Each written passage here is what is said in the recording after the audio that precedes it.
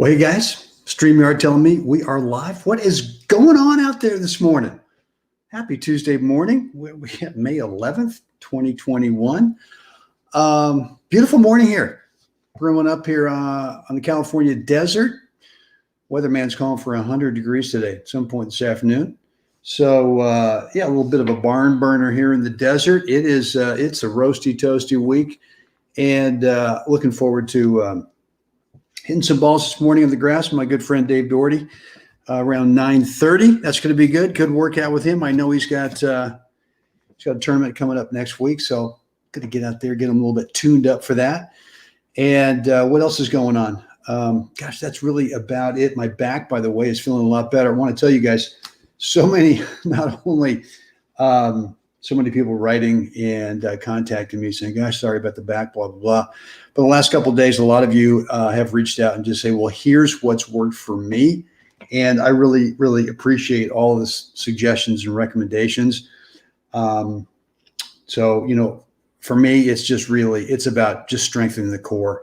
And I got pretty lucky with it because it really only was kind of bad for about 24 hours. And then I left.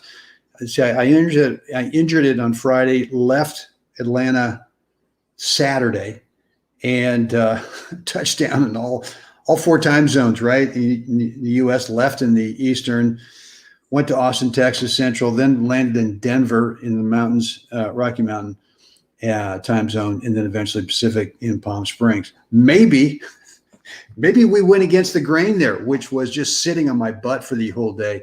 Somehow worked out, but my back feels better. And again, thanks guys for your concern and support. Appreciate that. Today, we're going to work on the defensive backhand lob, and we're going to look at a doubles point here from a couple of years ago, just a practice match that Maya and I played over at Shadow Mountain here in the desert on their clay courts, as I mentioned a couple of years ago. So let's do this. Let's get into it.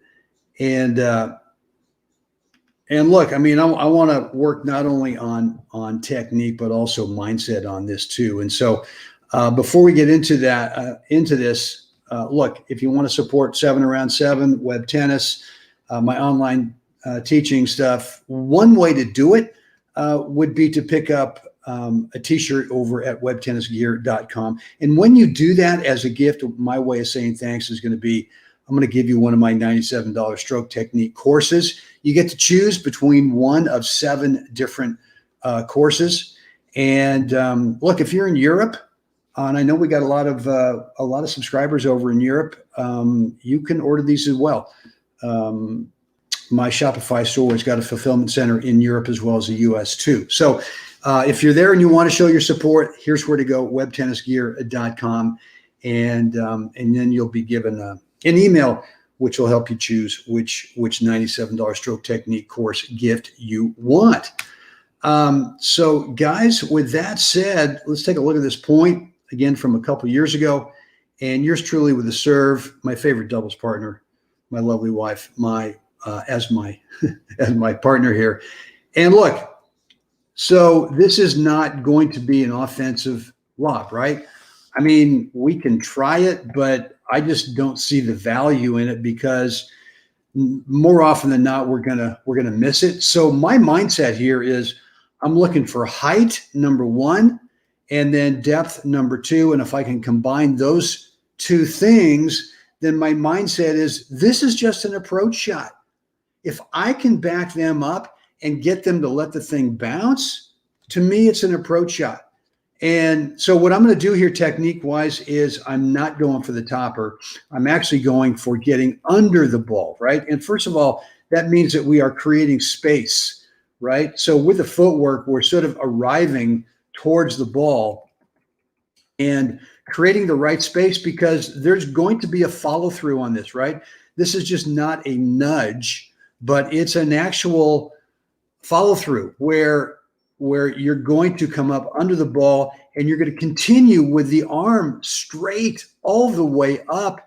Eventually it can kind of fold back a little bit as you relax it, but you've got to make sure that you kind of feel like, well, you're not going to flick it up there, but you're going to hold on to it, right? You're going to feel that you've actually got rather than sort of hitting one ball, you're going 2, 3, 4 balls straight up in the air. And now you go into kind of, analysis mode, right? You're trying to determine what's the depth. And once you determine, well, it looks like it's going to be deep, then what I'm doing is checking out, well, what are these guys doing? And, Tad over here obviously is going to let this thing bounce. And so once I've determined it's going to be that he's going to let it bounce, I'm coming in. It's an approach shot. Approach, okay? And now we're trying to figure out, well, is he going to lob it back? Or is he going to hit a forehand, kind of a topper forehand? Or is he going to hit an overhead from back in here?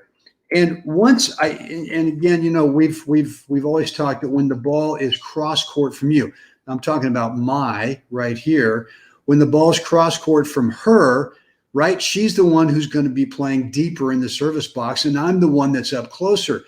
But we've both determined that what's coming back is going to be an overhead.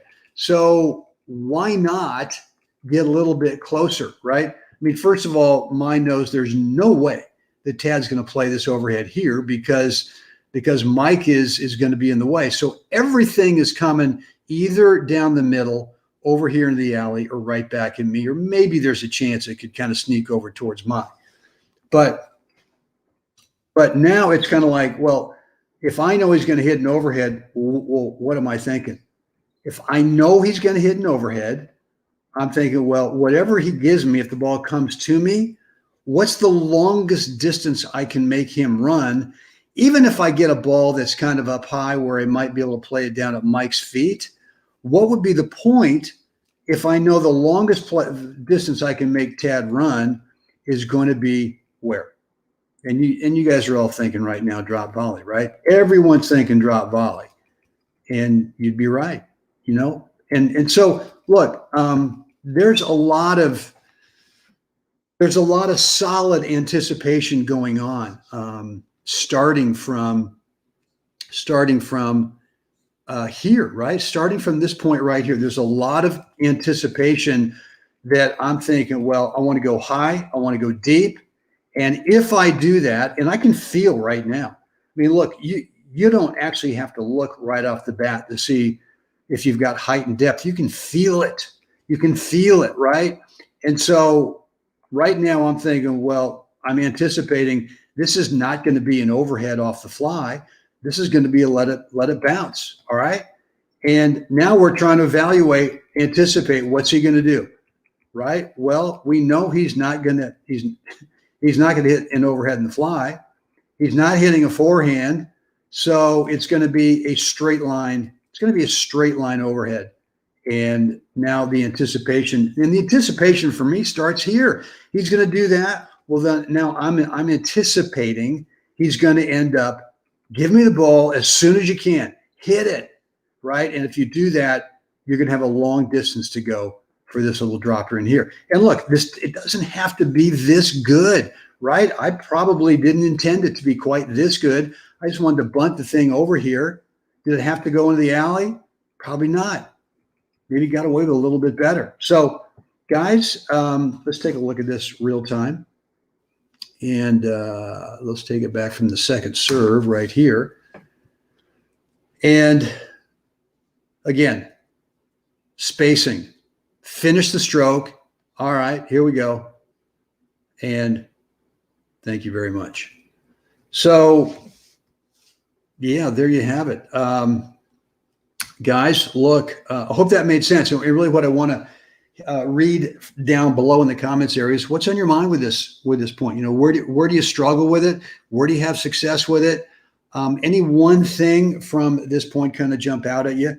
Would love to read and respond down below in the comments. You can certainly direct message me at Facebook if you prefer that, or shoot me an email, brent@webtennis.com. And again, webtennisgear.com, your way of showing support for what we're doing with 7 around 7. Men's shirts, women's shirts, some women's racerbacks, lots of different water bottle, different sizes, different colors. And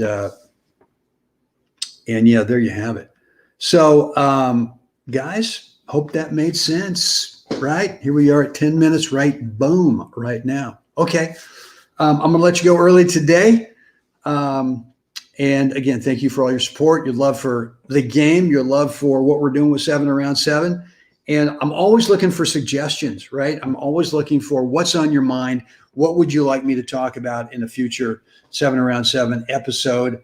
Let me know, right? Comments down below in the comments area. Shoot me an email, brent@webtennis.com.